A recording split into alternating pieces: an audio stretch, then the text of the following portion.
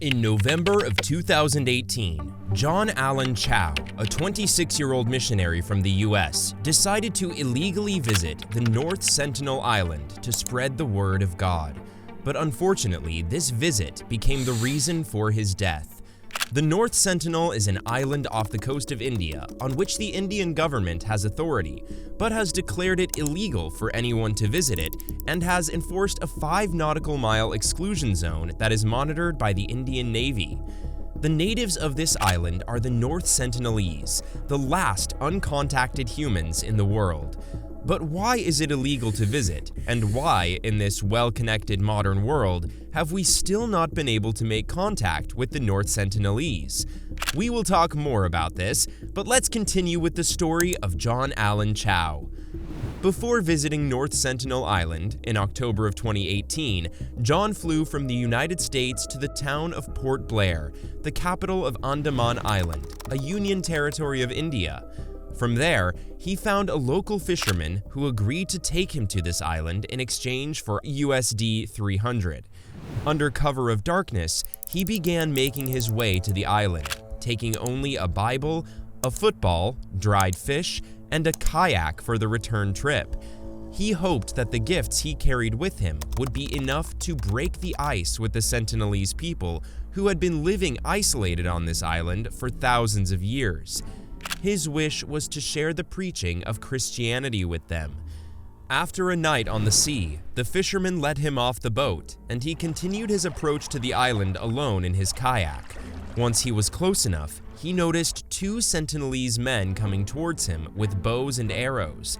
Most people would think twice about sticking around at this point, but not John. He was a man on a mission. He approached the native islanders and offered them the gifts he had with him. But all they did in response was place their arrows in their bows and draw back the strings. John took the hint and turned back. A few hours later, he approached the island again, but this time on the north shore. There, he saw a small group of about 6 islanders shouting toward him and waving their arms. Encouraged, he approached them cautiously and tried communicating with them using the few words he had picked up on the Andaman mainland. This, of course, was of no use, as the Sentinelese language has been lost to history for thousands of years. No one on the planet can understand it other than the Sentinelese people. John proceeded to drop off some of the gifts he had with him and cautiously approached one of the group's younger members. While he sought to explain the Bible he had in his hand and what it represented, the child drew back on his bow and fired an arrow. The arrow hit the Bible rather than John's body. In a panic, John managed to slip back into the water and frantically swim back out to his kayak. At night, after reaching his hotel, he wrote in his diary, "Lord, is this island Satan's last stronghold? Is this island full of monsters where the natives haven't even heard Jesus' name?" He continued writing in his diary, "I don't want to die. I should go back. Lord, I don't want to die." But his obsession with the Lord had turned into madness. He tried to convince himself that he needed to return to the island, as it was the purpose of his life. On 16th November 2018, he wrote a letter to his family in which he said, "You guys might think I'm crazy, but I think it's worth it to declare Jesus to these people. If I get killed, please do not blame these people." After writing this, he set off once again to North Sentinel Island on his boat. This time, he didn't come back. The local fisherman who had taken him watched the Sentinelese burying a body from a distance. Judging by the clothes, he knows it is John Allen Chau's body. The tragic case of John Allen Chau might be the most recent, but it is by no means the only point of interest in the island's checkered past. The Sentinel Islands are a small component of the Andaman Nicobar Islands, comprising 572 individual islands. The collection of islands is grouped into 3 districts. We refer to them as Nicobar, North Andaman, and South Andaman. Port Blair, which is the capital city, is where international flights operate. It's located in South Andaman, just 50 kilometers or 31 miles from North Sentinel Island. It is a small island of 60 square kilometers, and it's covered by a dense forest. The people living there are called the North Sentinelese, but that's the name we gave them. We don't know how the tribe refers to themselves. What's the name they have for themselves? It's believed that about 70,000 years ago, humans migrated out of Africa. This is known as the Out of Africa theory. As per this theory, the first modern human beings were from Africa. They first went to Yemen from East Africa. From there, they walked into the Indian subcontinent, eventually reaching Myanmar, Southeast Asia, and East Asia, and eventually spread across these islands and reached Australia. At that time, the global sea level was significantly lower than it is today, so it was easy to move between landmasses. Some researchers believe that people living on Sentinel Island now are the direct descendants of the people who migrated out of Africa. During these thousands of years, the humans who decided to live on the mainland mixed in with each other because they had similar terrain. But the humans who settled on the remote islands couldn't mix in with the other humans and remained isolated from the rest of the world.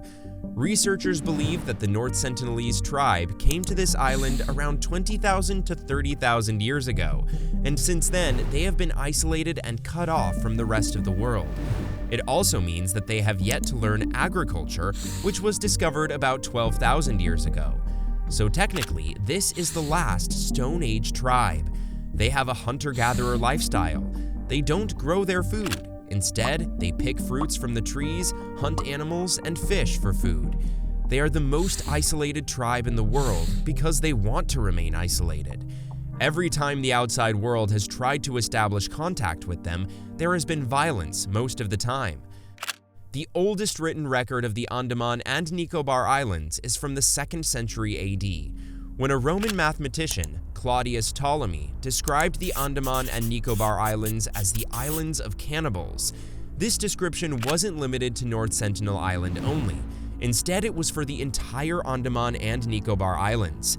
After this, in 673 AD, a Chinese traveler traveling from Sumatra to India said that the people living on the islands were cannibals, meaning they ate human meat. The Arab travelers who visited the Andaman Islands during the 8th and 9th centuries said the same thing. In the 11th century, a temple was built during Raja Chola I's reign, which contained inscriptions claiming that these islands are impure and that they believe cannibals live there. This was a general impression of Andaman Island as a whole. Still, the North Sentinel Islands were not mentioned in particular till the 1700s, when the British Empire began to pursue its ambitions of global domination through the agency of the East India Trading Company. In 1771, one of the trading company's ships spotted a light on the island as they passed it by, but the officials on board did not investigate to find its source. The next encounter with the island was in 1867, which was tragic and set the first recorded precedent of Sentinel natives reacting violently to outsiders landing on their shores. A merchant ship from India with 100 people on board crashed on this island. To their horrified surprise, they soon found themselves attacked by a group of Sentinelese natives with bows and arrows. Thanks to their sturdy ship and the quick response by the nearby British naval ship, the survivors of the wreck were rescued without casualty. The next voyage to this island was by a high-ranking British officer named Maurice Vidal Portman. His objective was to try and civilize the Sentinelese people according to his British sensibilities, as they had successfully done with the tribes occupying the rest of the Andaman Islands. He made his way to North Sentinel Island in 1880. To facilitate communication, the British brought natives from these other islands, but were frustrated to discover that the Sentinel language had nothing in common with the languages spoken on the islands that existed in such proximity to it. Communication was impossible. In what turned out to be a highly miscalculated decision, Portman decided to kidnap an elderly couple and 4 young children he encountered on the island and take them to Port Blair. Portman did not realize at the time that since these people were isolated from the world for centuries, they had no acquired immunity against the diseases and pathogens that the rest of the world had become used to. After a few days, the old couple quickly died of an unfamiliar disease, and the children fell gravely ill. Feeling great remorse, Portman had the children sent back to the island laden with gifts. While we have no concrete data as to what the fate of these returnees was, it's possible that they returned to the island laden with germs and pathogens that the islanders had zero immunity to. These new pathogens might have caused devastating harm by spreading among the Sentinelese, potentially resulting in a localized epidemic. Many anthropologists believe this incident might have been the spark that made the Sentinelese permanently and violently against any contact with the outside world. After leaving the North Sentinel Islanders alone for many decades, the Indian government, now independent from the British Empire, decided to try and contact the Sentinelese once again. Triloknath Pandit spearheaded the first official anthropological expedition to the island in 1967. They headed out to the island with a team of 20 researchers, army crewmen, and unarmed Navy operatives. They were, however, unsuccessful in locating any Sentinelese natives. They repeated these expeditions on other occasions after this, leaving various gifts on the beaches each time, including live pigs. In most cases, these expeditions would fail to contact the Sentinelese, and the visitors would return to find that the pigs they had left as gifts had been speared to death by the islanders and buried in the sandy beaches. This went on all through the 1990s.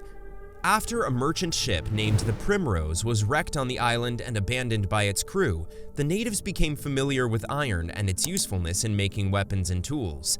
We know this because one of the researchers visiting the island as part of Indian exploratory expeditions was shot by an iron-tipped arrow in his thigh while filming the boat they were on. Things turned for the better in 1991 because for the first time, the North Sentinelese people made friendly contact with the research team led by a female anthropologist named Madhumala Chattopadhyay. She approached the island with a small group without any soldiers or weapons. It is now believed that the Sentinelese, seeing a woman at the head of the expedition, felt confident that they meant no harm and were comfortable enough to approach them and accept their gifts. This change in the Sentinelese attitude did not last long, because the islanders again became aggressive towards outside visitors after a few friendly visits by Madhumala and Pandit. We have no way of knowing what caused this abrupt return to hostility, and we might never know the answer. In 1997, the Indian government declared the island a permanent no-go zone. It adopted an eyes-on, hands-off policy that allows the government to monitor the island and its inhabitants without interfering with its affairs and welfare. After a potentially devastating tsunami hit the islands in 2004, helicopter patrols sent over to the island to assess the damage were rebuffed by arrows shot at them by the Sentinelese. At least they were safe. Tragedy struck when in 2006, 2 fishermen got close to this island and were killed by the Sentinelese. After this instance, the Indian government declared 5 nautical miles radius around this island as an exclusion zone, which the Indian Coast Guard and Navy monitor. Many worry about the Sentinelese people, feeling that leaving them without the modern benefits of medicine, technology, education, and comfort somehow infringes on their basic human rights. On the other side of the argument, some feel that imposing our will on people that have made it clear that they want nothing to do with us will be a similar infringement on their right to self-determination. Many are of the opinion that modern life is not necessarily better than the lives the Sentinelese are currently living. These people live sustainably on the island, in harmony with the nature around them, and with no discernible negative impact on the world around them. Pregnant women and young children can be spotted on the island, meaning that their population is, at the very least, sustainable for the immediate future. The question we should ask ourselves is, who are we to say how the Sentinelese should be living? What are your thoughts on the issue of contacting the Sentinelese and introducing them to the 21st century? Would it be a good idea or a bad mistake? Let us know in the comments, and remember to like this video and subscribe to the channel for more great content. See you next time!